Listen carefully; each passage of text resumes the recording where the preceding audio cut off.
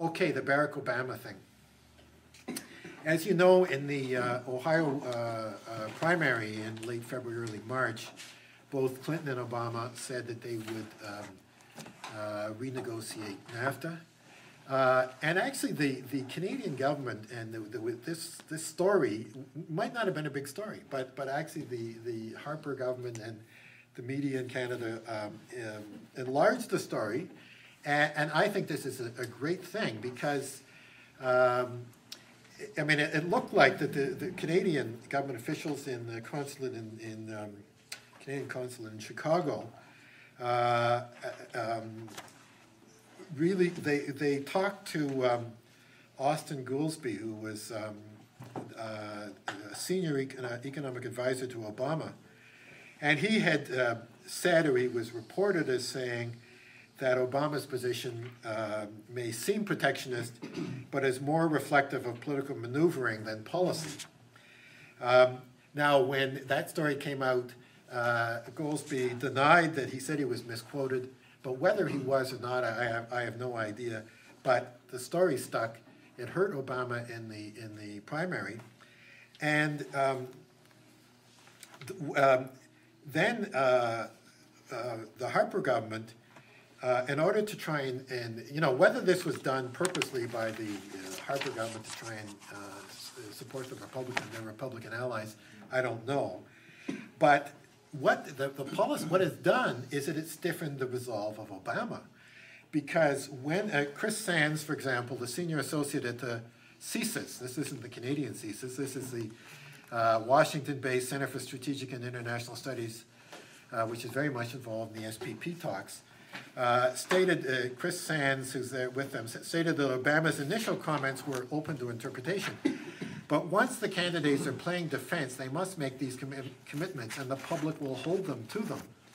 And he believes that the farther Obama goes to trying to show, now that his credibility has been questioned, that he's prepared to be tough, the worse it is, the Sands idea is the worse it is, that he's going to have to actually do something about it. Mm-hmm. So that, you know, it's kind of locked Obama into that position, whether he was really strongly there or not. And the Canadian government, by first Emerson and then Harper just this last week, used the energy threat.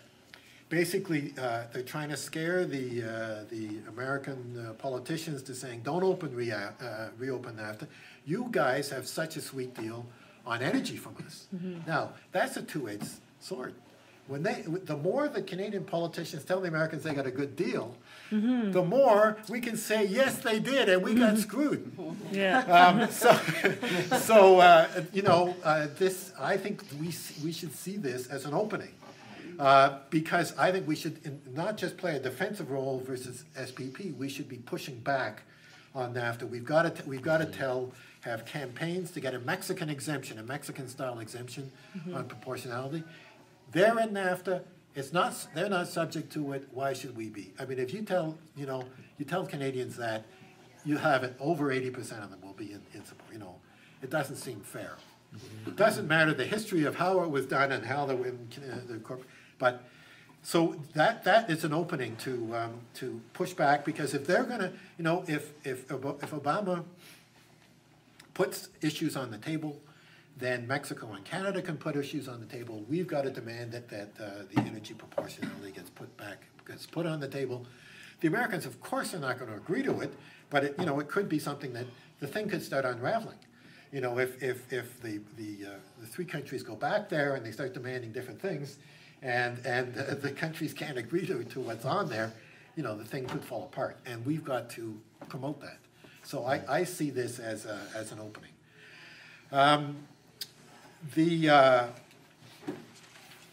Yes. One other thing, and I'm writing a report with John Dillon's Parkland Institute on the proportionality clause. We hope to come out with this at the end of May. We're trying different titles, but over a barrel, getting a Mexican exemption on proportionality. You know, variations on that kind of thing is the title. Anyways, one of the things I've discovered is that Alberta has, well, I knew this part. Alberta used to have a 30-year rule on natural gas that up until the free trade agreement, that Alberta could not export natural gas beyond its provincial borders unless it had a 30-year supply. But they also had a Canada First. They tied it into a Canada First plan that there should not be exports to the United States unless Canada was supplied. This goes back to social credit, 1951. The interesting thing is that when the free trade agreement came in, Alberta reduced that to 15 years, but that 15 years rule is still on the books. Now, I went in and looked and did the research, and no one that I know is talking about that, so you may be the first people talking about this. According to Alberta statistics, Alberta has 41 trillion cubic feet of natural gas. We consume almost 5 trillion cubic feet a year in Alberta, so we have 8.34 years left of natural gas. But then, of course, there's the question of, whether it's anticipated or projected, whether coal bed methane is going to be included. I'm trying to find, and I'm in conversation with the Director of Regulatory Affairs for the Department of the Ministry of Energy in Alberta, trying to figure out this 15-year rule. But so I'm going to be arguing, and we're going to be arguing in this report that we should be stopping exports to the U.S. so that we can get back to our 15 years. Anyways, so I want to make this. I think the fact that we are running out of natural gas and we're burning it in the tar sands, and Albertans won't have natural gas to heat their homes or to have a petrochemical industry. This is a birthright of Albertans to have this natural gas. This should be an issue that we campaign, and of course this is a national issue as well. We have, in Canada as a whole, has 9.3 years left of natural gas. And it's absolutely insane to be burning in the tar sands to produce oil, which is mainly exported, this dirty stuff. I think in terms of campaigning, I think we need to, slow down the tar sands expansion, no new approvals.